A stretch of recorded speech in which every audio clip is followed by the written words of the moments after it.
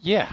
Hi, this is Brett Premack, and today it's my honor, my privilege to chat with a friend of mine in New York City named Julie Lokin. Julie is a man of many hats. One of the ones that our jazz community knows about is that he started, along with Seth Williamson and Art Wiener, an organization called New Audiences Productions, and produced some of the great jazz concerts in New York, starting actually back in the 60s when he was a student. We'll get into that a little further. But Julie, how are you? Well, thank you, Brett, jazz video guy. And I just want to say anyone who sees this that if you're not hip to the Jazz Video Guy website, you should be because Brett does incredible interviews. Hopefully, I'll be counted as one of those. And he also does a lot of videos with musicians performing. It's a great thing. You should check out Jazz Video Guy. Unsolicited comment. Okay. Julie, I appreciate the kind words. Yes, I do have a channel on YouTube, the Jazz Video Guy, which came out of my love for the music, and I think that what Julie has done comes out of his love for the music. Julie grew up in Brooklyn. How did you first get into jazz? Well, um, I put this in writing, but I'll say it here.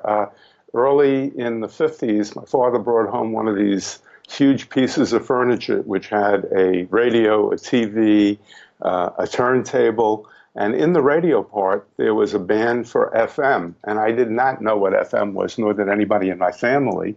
It was basically um, an unknown radio source, and usually back then, stations had like an AM and FM. Uh, what played on AM also played on FM, but there were also some stations that played classical and jazz and folk music, and I was really fascinated with all those art forms, and I got into folk music, I got into classical music, and I got into jazz, and I really liked what I heard. And then I discovered a little bit further and found out that on FM there were disc jockeys and shows dedicated to jazz. Billy Taylor, Les Davis, um, Mort Figa, the famous Symphony Sid, Jumpin' with Symphony Sid. And especially those days, I was in college and I would listen to radio late at night. I'd be listening to Symphony Sid or driving home from a date and have Symphony Sid on or Mort Figa. And I really got into the music. And what were some of the early first gigs you went to? And talk to us about, set the scene here. I guess this is kind of in the early 60s. What was the jazz scene like? Were any concerts? Or was it all clubs? What was happening? Where'd you see the Um, music? I remember, I think one of my first concerts while I was in college was Ray Charles at Carnegie Hall. I sat all the way up in the top because I couldn't really afford the tickets, but that was probably the first concert I went to. But I used to go to the clubs. I wasn't quite old enough, but I'm a big guy, so I was able to get into the Vanguard. And I actually saw Miles at the Vanguard. And people say, who was in the band at the time? And I actually don't know because I didn't know that sidemen were important and that many of these sidemen, as we know from our jazz history, wound up to be leaders and important people themselves. But I know Coltrane was not in the band at that time. And I went to the Vanguard a lot, and I saw Monk there. I saw Monk at the Village, what was it called on St. Mark's Place? The Five Village. spot? No, the Five Spot. Excuse me, the Five Spot on St. Mark's Place. I saw Monk, and they used to have an afternoon series, and they weren't strict about kids coming there, and especially if you didn't order alcohol. So I saw Monk there. I saw Monk at the Vanguard, and one of the things I loved about Monk was his whole presentation, the hats, and when he's finished with his solo, he'd get off the piano bench and kind of dance around the piano. It was a lot of fun, and at that time, in general, jazz was fun, and uh, unfortunately, there were a lot of the contemporary guys. It's way too serious for my taste. I want to have some fun when I go out and hear jazz or other kinds of music. So that was what attracted me to the music at that time. I saw Herbie Mann, of course, at the Vanguard. Again, Herbie was a little bit older than me, grew up in my neighborhood in Brooklyn, and he even went to Lincoln High School where I went. So anyway, that was I think once or twice I got to speak to him backstage, and we talked about the old neighborhood. Yeah, a lot of incredible people came out of that neighborhood. Brooklyn was the birthing grounds of some incredible artists. But you ended up going to college in the Bronx at Right, Hunter, and right, you joined a group called the Modern Jazz Society, and exactly. suddenly, with your friend Artie Weiner, began producing some concert. What was the impetus to start doing concerts up at the Hunter campus? Well, Art also lived in Brooklyn, and we would often meet on the subway riding up to the Bronx, and we got talking. I found out that he liked jazz, and I did, and we talked about starting a little club, and we would often. And we advertised on the campus, posters and flyers and that type of thing. And we got a group together, and we took over a classroom at lunchtime around noon. And different people would bring in recordings, and we listened to the recordings and comment on them and discuss what was going on in general. And then some of the members of the club were musicians themselves and asked if they could do a little concert. And we did a concert on one of the smaller theaters at Hunter College in the Bronx, which is now, for the last 30 years or so, called Lehman College. And those small afternoon concerts grew into slightly bigger concerts. There was beautiful faculty cafeteria, wood panels, nice tables, almost a little stage area. And we invited artists like Randy Weston to come and perform. So we had these concerts in the faculty. We put, those raffia surrounded bottles and put candles on the table and made it look like a jazz club. And people loved it. They really did. And we did too. We really got off on the idea of presenting something like that and getting people interested in the music. And whatever income came in, if there was any, went back to the student government. And that was a great thing. And then, based on the success of that, you took the next move forward and you actually presented a concert down in Manhattan at That's Hunter right. College. What That's was right. that concert and what was the reception?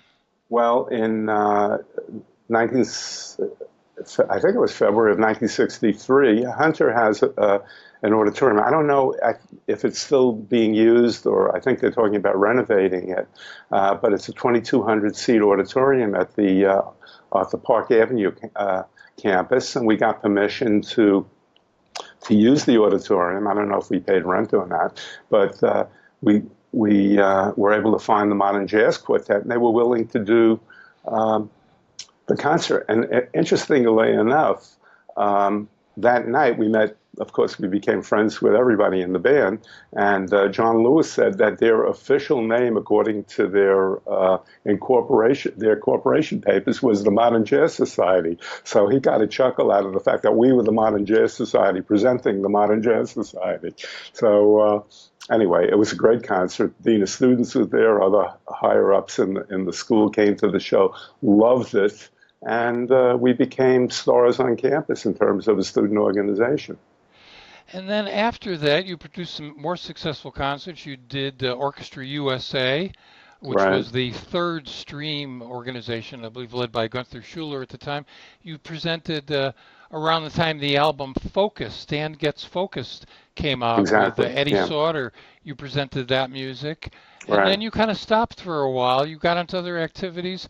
We get into the 70s, and you and Artie and Seth decide that you want to do something a little different to reinvigorate the jazz scene. What was the original idea? Well, Seth, who only was with us a short period, we're still very good friends, and he lives on the West Coast and he's in the film business. Art and I remained, and we basically we were able. By the way, the jazz samba thing, we had Stan Getz and I believe Gary McFarland, people like that, and the so it was.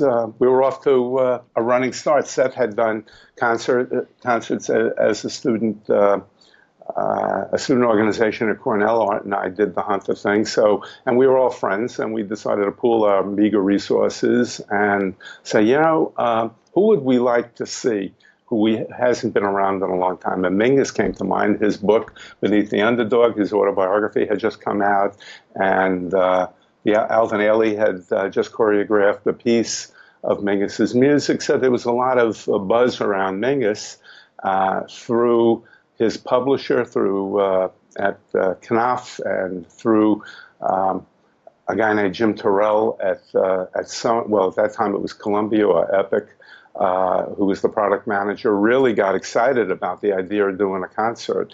And our thought was to just get Mingus's sextet. But everybody got so excited about the idea of getting Avery Fisher Hall that Columbia said, well, what if we put a big band together? Tio Macero would produce the record, and we'll pay for the band. And I said, well, sounds good to me. And Art and I go, and Seth go to the rehearsal, and who were the players? There were people like Joe Chambers and Lee Konitz and Jerry Mulligan, and you name it. I mean, all these great players were all doing it for Mingus. And again, being very cautious and worrying about selling tickets, Mingus mentioned that he was really good friends with Bill Cosby. And I said, do you think Bill will MC the show? And Charles or Susan, who later became his wife, Susan Ungaro Mingus, called us and said that Cosby was on. So we asked permission to say Bill Cosby presents. We figured putting his name in the ads and on the poster would just help with the ticket sales. And sure enough, we got Bill Cosby, who was a star, but not the huge star that he later became. And certainly, he's in the papers all the time now, but not so much for the good. Anyway. Well, there was a certain excitement surrounding that concert. First of all, that was at a time when there really weren't that many concerts happening. There was a club scene, certainly. That's right. But not many concerts.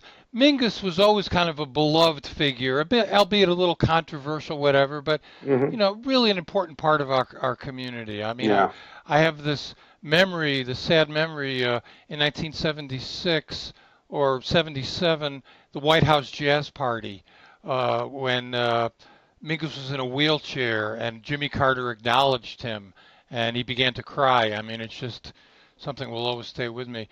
But the excitement surrounding the concert, and as I said, not much happening concert-wise.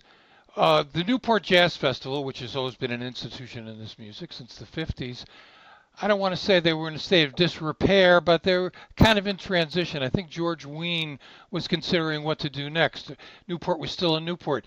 Do you think that the success of the concert had any impact on George Wein bringing Newport to New York? I think our concert was kind of the icing on the cake. I mean, our show was in February, and the Newport Festival was in June, maybe running into July. George was at our concert, and I guess the success of our show certainly helped him. But I think he had it in the back of his mind to try to bring the festival to New York. At that time, he didn't have a sponsor, and that was his method of operation. He always had cool cigarettes or an alcohol company or anybody behind it. So it was a risk on his part because it was his own capital, but it took him a few years to get it off the ground. But I think the fact that we were doing what we were doing certainly helped him see that there was an audience and one that was ready to go to jazz concerts in theaters. Yeah, absolutely.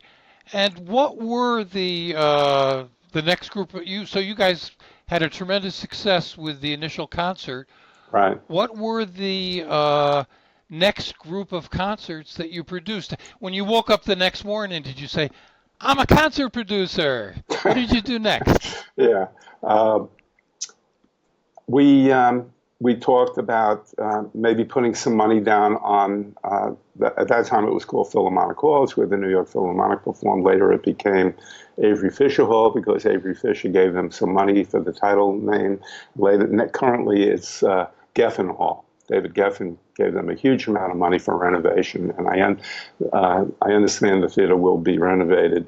But they've been talking about that for a few years. Anyway, the next concert we did was Miles Davis, another one that another artist we love wanted to see, had no idea what kind of music he was going to be performing or who was in the band, and a little worried about Miles's reputation for being a hothead and perhaps not liking white people. But we found little resistance, and again, having this relationship with Tio and Columbia, they wanted to record the show, so they did. It took a while for the recording to come out. I don't even remember which recording it was, but anyway.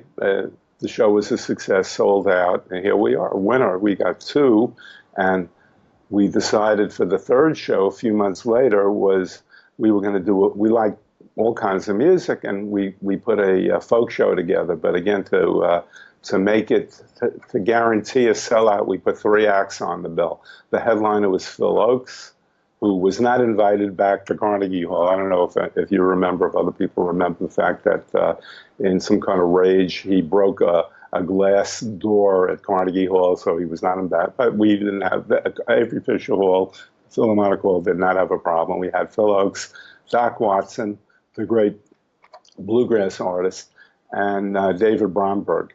So it was a 3-act bill, and that too was, in that world, in the folk music world, was a great success. In fact, that was a period when nobody knew where Bob Dylan was, and Bob showed up at our show. So I think he and Bromberg had a relationship, so everybody was really excited. Yeah, well, I want to go back a little later to some of the other music that you've produced over the years. I mean, you've done a lot of jazz stuff, but you've done other stuff as well. And what I'd like to do is talk about some of the artists there. You mentioned the first concert with Miles. That came out on Columbia. I believe it was called Live at Philharmonic. I was there that night, and I found the music to be a little unsettling. Yeah. Didn't really work for me. But you presented Miles a number of times. You did a concert a year or two later with Miles at Carnegie Hall. Right. It ended up being recorded on the album Dark Magus. That's exactly right. Yeah. Could you talk about some of your other Miles Davis presentations? Well, that particular show, the one at Carnegie, the rules at these halls in New York, they're a little easier in other places, but the stagehands union is very, very strict in those places. So when you have a contract for a concert that starts at 8 o'clock, it has to end 3 hours later. So come 11 o'clock or close to 11 o'clock, it really looked like it was running overtime, and the house manager's running around saying, you're going to run overtime, you're going to run overtime. And so I went out to the recording truck where Tio was, and I said, we're going to run overtime. And he basically said, so. I said, so if it runs overtime and you're recording it, you're going to have to pay the overtime. And they eventually agreed to it. So, Columbia agreed to paying for the overtime. But the house manager took it upon himself at 11 o'clock to turn up the house lights. So the place was totally illuminated, and some people started to leave, and then shut off the power. So the electric musicians, the keyboard, the bass player, and everybody started leaving the stage. And it was Miles and the percussionist, I think it was Entume. Is that right, Brett? Yeah. Yeah. And Miles is going, go, go, go. And he's doing his drum thing, and Miles is tooting on the horn, and there are no other musicians. But in any case, the show got recorded and got good reviews, as I recall. And that put us in business. Already at that point, Seth decided he was going back to the film business, and I said, well, let's make it a business. So that's what we did. And you presented Miles a number of times over the years. Another artist you presented was Sonny Rollins. How did you first produce a Sonny Rollins concert? Oh, yeah. I just want to say one other thing about Miles. We wound up later on in the early 80s, I don't remember the year, but we wound up doing a double bill of B.B. King and Miles. And all the writers, the jazz writers, went crazy because they thought it was a very interesting combination, as did we, maybe for different reasons. Both of them were the same age and obviously taking the blues in different directions. So the writers went crazy. We had originally scheduled the show for two shows. Uh, an 8 o'clock show and then an 11:30 show. Both shows sold out to the point where there was such a demand for tickets. Fortunately, the theater was available the next day on the Sunday. So we did a third show, which I think may still, except for a few like Pat Metheny back in those days, very few jazz artists can do three consecutive shows in a 2,800-seat hall. So it was a great success, both musically and financially. Well, So, The Beacon Theater is right around the corner from where Miles lives. that's right. Do you think that factored into why he liked playing there?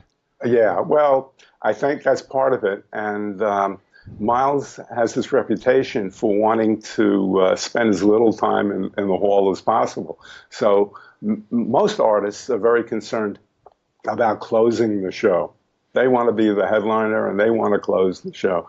In Miles's case, if it was a double show like we had on the Saturday night, he wanted to close the first show and then open the second show so that there's a brief intermission. The house gets turned over, and Miles opened the second show. BB had his tour bus outside, which I think many people have seen on the various news shows and such, was totally outfitted with bedroom and kitchen and the whole bit. He was very comfortable in his tour bus. He didn't care if he went on late. So anyway, that was the Miles story. And getting back, and you mentioned Sonny. Originally, before we did the Mingus show, we actually, I'm not even sure how we got to Sonny, but we went out to visit him in Brooklyn. He had an apartment in Brooklyn, not far from the Williamsburg Bridge, across the street from Pratt Institute, the art school. And so we sat with Sonny and we talked about him doing a show, and it was, I don't think he was ready. I think at that time Artie had suggested doing it with a female vocalist, not really knowing Sonny very well. He wasn't interested in, I'm trying to remember who was married to Max Roach, Abby Lincoln. Yeah. And I think we had suggested Abby Lincoln. He said, well, I don't know, Drew, I don't know, Art. Well, anyway, he didn't do the show.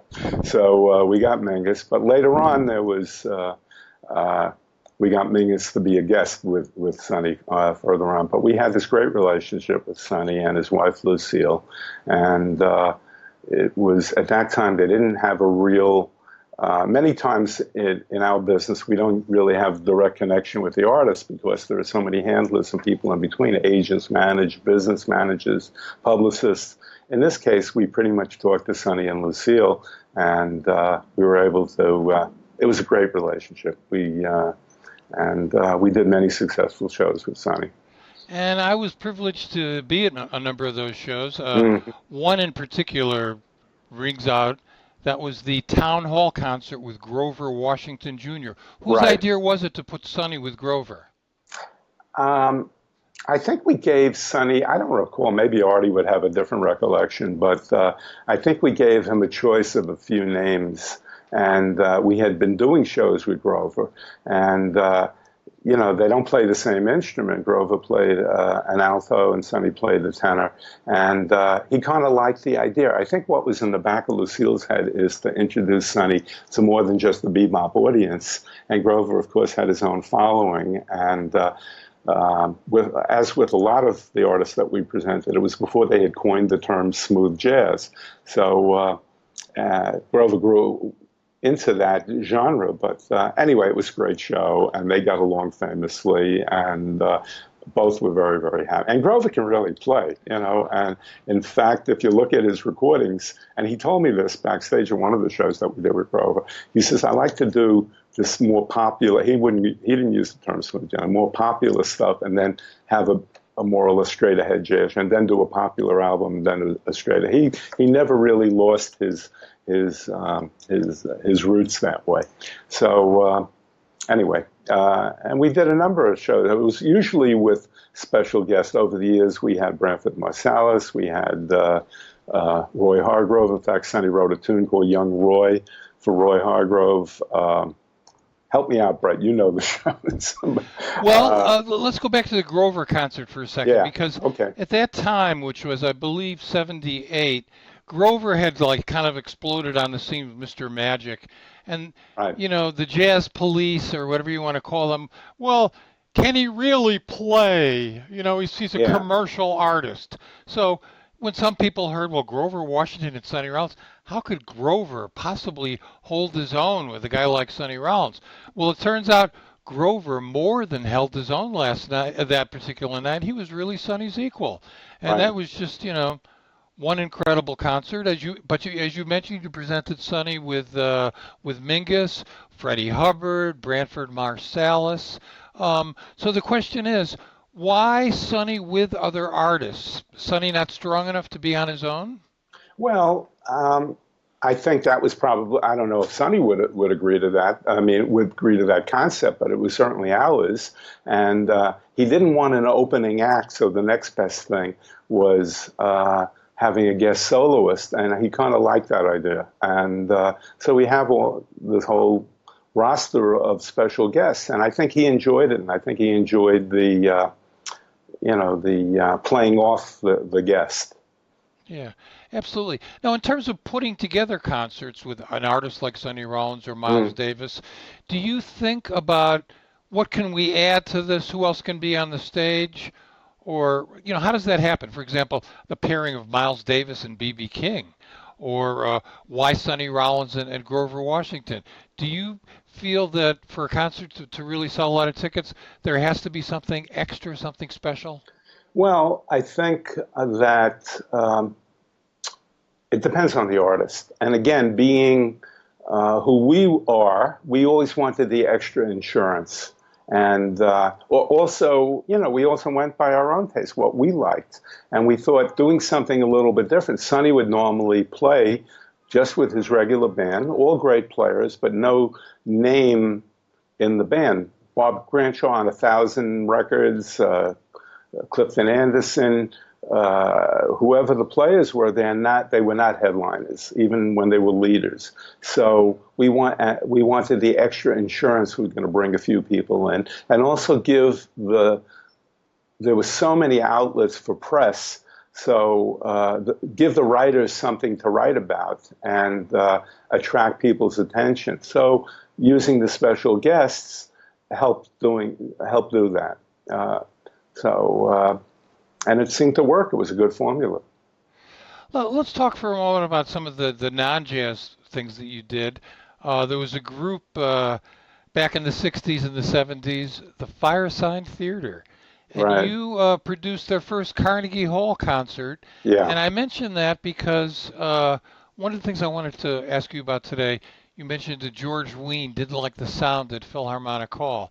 So Yeah. this is a two-part question. One, when you presented a concert at, say, Carnegie Hall, were you in control of the audio? And number two, how did presenting a counterculture group at Carnegie Hall like Fireside Theater, what was the response to that? Well, things are a little bit different now because both halls have much better sound systems. I mean, when you have a hall like Carnegie, I mean, it's perfect. It's acoustically perfect. I mean, classical music, there's no sound system, and the sound is great. But if you're going to bring in an outside group, you need amplification. Well, the hall at that time told us, well, we have this public address system and since this is all spoken word, why don't you just use our public address system? And we would save a lot of money, mostly on stage labor, because There's a formula for how many men are on. Look, it's no secret the stagehands in New York, Local 1 of IATSE, make a lot of money. And the more you bring in lights and sound and band gear, and you're bringing on more and more people. Even if the touring group has their own technicians and their own people, you still have to bring in lots of stagehands. So we didn't need to be convinced that the hall's telling us their public address system would work, and we were going to save, perhaps $1,000 or more by using the sound system. We did. Well, anyway, the sound was mud. It was totally. Were you at that show? No, I wasn't. No, you weren't at that show. So it was totally mud. You could not make out a word. And we were going crazy. We were really upset. And it turned out that it didn't matter. We went into the hall, and it was mostly young people who probably were smoking a little bit too much reefer on the way in, but they knew the words to every bit from the recordings. And so it didn't really matter. And anyway, we learned the hard way that we really have to pay much better attention to sound. Yeah, absolutely. Now, some of the other non-jazz concerts, the early ones, you presented Steve Allen and his associates at the concert. You did Rick Nelson, Joan Baez, John Prine. You are a jazz guy. Was it Artie that suggested these people? How did you decide on these other artists? Well, in some cases, we were developing a reputation for being the alternative promoters. We weren't Ron Delson, we weren't John Scher, we weren't whoever else, Bill Graham, whoever else was doing shows in New York. And one manager actually said to me, I think he was trying to put me down, but I took it as a compliment. He said, "You guys would ring doorbells to sell tickets." I took it as a compliment because we really worked our shows hard. We looked for every nook and cranny to get the word out. We didn't depend only, at that time, there was no social media. The internet was not anything that anybody could talk about. So we were the other promoters were dealing with the print media and radio spots. We had a very eclectic rock station in New York at that time, WNEW-FM, and they were a great vehicle for getting the word out. But they depended pretty much, given the volume that these guys did, I think they couldn't personalize the shows. So we had a reputation for really personalizing the show and really going all out. So I think in the case of John Prine, his manager came to us and said, "I hear you guys are really good," because Prine had really been with the rock promoters previously. So we wound up doing that show. The Steve Allen show was something that Art was a big fan. We were both big fans of his TV show. It was he used to have jazz people on his show. It always was this, the media fight between Ed Sullivan and Steve Allen. Anyway, and his politics were really on the right side, the left side, but the right side. And he was anti some of the same issues we're dealing with today were Steve Allen's issues about, gun control and that type of thing. Anyway, we were able to reach him through his, I guess, literary agent, perhaps, but we found Steve, and I don't know whose idea it was, but he wanted to use some of his old TV gang, Louis Nye, Tom Poston, Dayton Allen, Jose Jimenez, Bill Dana, Jane, of course, Jane Meadows was there. And so it was a successful evening. And at that time, Joel Dorn, who was known as a jazz record producer, was like roughly our age, into the same stuff we were. And he said, "Do you think I could record it for Atlantic?" So we made whatever arrangements were necessary for him to record it. But I don't think he felt the material was strong enough for an LP, so it never came out. But anyway, it was a fun night, and again, sold out. Boy, I wish I could get my hands on those tapes today. I bet it was funny. Yeah, it may have been. I don't know. I mean, unfortunately, Steve went off on a tangent. He started the show went long, and we basically told Jane, who was in the wings, I said, Jane, you got to go tell Steve, he's got to cut this down a little bit because we're going to go overtime. And as I explained earlier, the cost to go in overtime at a hall like Carnegie is, you might not, it probably wasn't worth doing the concert if we had to pay the overtime cost. So anyway, that was another fun thing. We did other things. We combined. So, for example, we combined dance with jazz. We did the Louis Falco Dance Company with Weather Report. I know you didn't know about that one. So we did. We tried to mix it up as best we could and pay a little attention to the creativity part, not just the straight jazz. Although we did quite a few of those.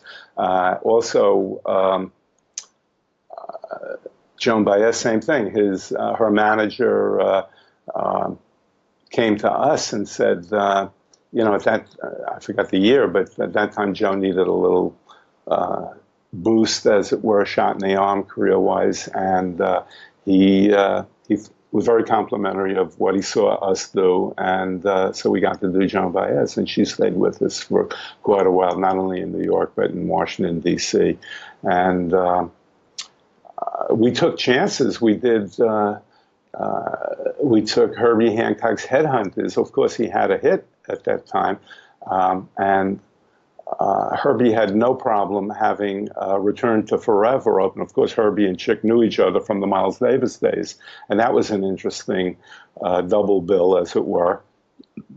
And I didn't really know Chick. I'd never seen Chick live before that night at Carnegie Hall. Got totally blown away by the music. And backstage, whoever his manager was at the time, we said, I think Chick could probably sell out on his own. And they were thrilled with that idea. So we brought him back a year later, just Return to Forever, the quartet. And it turned out to be Al Di Meola's first appearance with Return to Forever. Wow. That apparently Bill Connors, who was the guitar player, for whatever reason, wasn't in the band any longer. And the story they were telling us was that Chick he knew Al, I guess, from reputation, and he called Al at Berkeley. He was still a student at Berkeley, and said, can you fly into New York and appear with us? And it was Al, his first gig with the band, playing at Carnegie Hall. And of course it worked, and it was beautiful. And we went on to do Chick and Gary duet, Crystal Silence. Chick, we did Herbie and Chick, the very first piano duet show, and that was brilliant. And we had this relationship that continued for a number of years. And Chick, it's funny because we originally started doing concerts because the artist wanted to play outside of the clubs. At that time, smoking was still legal in rooms like whatever jazz club it was. But now Chick goes back to the Blue Note. I don't know how many days he did. He recently did his birthday tribute. I think it was 2 or 3. It was 2 months, I think. Every night a different aggregation. So. He plays the Blue Note frequently. He plays clubs. The money that they pay is very good, and they don't have the same issues that the artists had back then in terms of a cramped, smoky, drunk crowd. It's a little bit more controlled now in most clubs in New York. So, but anyway, that was the concept, to take artists that play the club, and that's why it was sometimes a 3-act bill. Taking 3 club acts, putting them on a stage, and voila, you have a major headline show. So well, that was certainly a great time, beginning of the Fusion era. People were doing a lot of stuff, and I remember one concert. I think you produced it. It was a Weather Report at the Beacon Theater, just around the time that Birdland was released, and the first time that I saw Jocko. Just an incredible performance. Do you remember that concert? I do remember that concert, and we had been after Weather Report for a while, and they were playing down in the Village at a club, and at that time, Miroslav Vitus was still the bass player in the band. And anyway, again, I don't know the backroom dealings, but Miroslav was out and Jocko was in. And he became a celebrity in his own right. And of course, it was a wonderful night. Wayne Shorter, Joe Zawinul, Jocko, Peter Erskine, and I don't remember which percussionist was there at that time, but we did a number of shows with Weather Report. And there too, where the jazz audience had basically diminished given the rock and roll, that came out of San Francisco in the late 60s. I think this satisfied their need to, what's going on? They needed it brought back the jazz audience to this more progressive, hip, almost rock and roll sound. Yeah. Now I want to get into something personal here, which Mm-hmm. a lot of people don't know about, because most people, especially people in the New York area, those of us in jazz, we know Julie as a concert promoter, Mm-hmm. producing, as I said, some of the more memorable concerts, 70s, 80s, 90s. Go to those concerts, you remember them. But I don't know when it began, but you have a new phase here, a new chapter. You've Mm-hmm. been working as an EMT in New York City, which must be challenging. Can you talk about why you wanted to do that, how you started, and what it's been like for you? Well, thanks for bringing that up, actually. I'm very proud of it. For many years, I've been going out to Fire Island, which is, for those of you who aren't in New York and don't know, Fire Island is a barrier beach, a sandbar, basically, that runs south of Long Island. It's 32 miles long. There are 17 communities, and I've been going out there originally in my early years as part of a group house. We were, a lot of singles got together, and it was a great place to meet women and to hang out and go to the beach and just party. Eventually, I wound up buying a house, and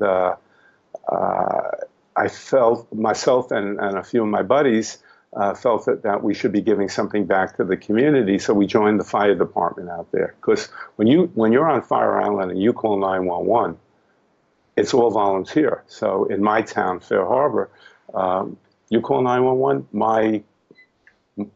my pager goes off, my cell phone goes off, and we respond. So I was a firefighter for a number of years, and when my three buddies and I joined, we were all in our early 50s, and they told us that we had dropped the average age of the fire department. There were a bunch of older gentlemen. Of course, now I'm one of the older gentlemen. And in about 14, 15 years ago, we were dependent. We did not have a medical division, and the chief said, "Who wants to be an EMT?" And I really didn't know what that was, and I knew roughly what it was from TV shows and that type of emergency and all those type of shows. But so I said, "Okay." So I went through the training, and I'm a state certified EMT, and every 3 years we have to recertify, and so that's where it got started in Fire Island. But given that if you don't use it, you lose it. So I wound up joining the Central Park Medical Unit, which is a volunteer emergency medical unit that only deals with Central Park and the streets around Central Park. And it's basically on weekends. There are tens of thousands of people in the park, and there's bound to be emergencies. And people always say, well, a lot of bike accidents, a lot of runners. Yes, we have those. But just because they're in the park doesn't mean you don't have diabetic emergencies or allergies or whatever the issue is. And so, it's a wonderful feeling to be able to help people. And we're very lucky in New York because you're not more than 10 minutes away from a hospital that can help the patient. That's fantastic. So I love doing it. Yeah, well, it's important to do what we like in this life, and it's also important to try and help people. And you're doing that. I'll tell you a little story. I also, I haven't been active there in a while, but I'm a member of the Forest Hills Volunteer Ambulance Corps. And there's a fellow who's a member there named Kevin Chiamonte, who's a rock and roll publicist. So I said, Kevin, why don't we form a little group of EMT music business professionals. And Kevin said, okay, let's do that. That's you and me. It's not something that you find too many people doing. And anyway, it's thank Yeah. you for bringing that up. Yeah. Well, interesting. It helps us paint a portrait of who Julie Lokin is. And I want to thank Julie for joining us today here on Facebook Live and later on YouTube. Uh, and listen to the albums that were recorded. Please go to the New Audience's Facebook page. Julie is kind of doing an ongoing a diary, so to speak, about different concerts and different aspects of the business. And any closing thoughts, Julie? Um, no, not really. I mean, there's so much more. I mean, I was in business for over 40 years, and it it's a rough business. I say to anybody who sees this video, if you're thinking about going into the concert business, contact me. We'll talk. I'll talk you through it. It's a different world now. It's become big business, but I'm very fortunate to have done it when I did it and work with the artists that I did, some of the greats. And there's no amount of money that one can earn that would ever pay back for those experiences. Yeah, and for those of us who were at those concerts, those memories will be with us for a lifetime. Well, I appreciate that money. You, the ticket money that you spent. All right. Thanks, Brett. Thank you so much for this. And don't forget, everybody, Jazz Video Guy on YouTube. Jazz Video Guy. Thank you, Julie. Have a wonderful evening, everyone.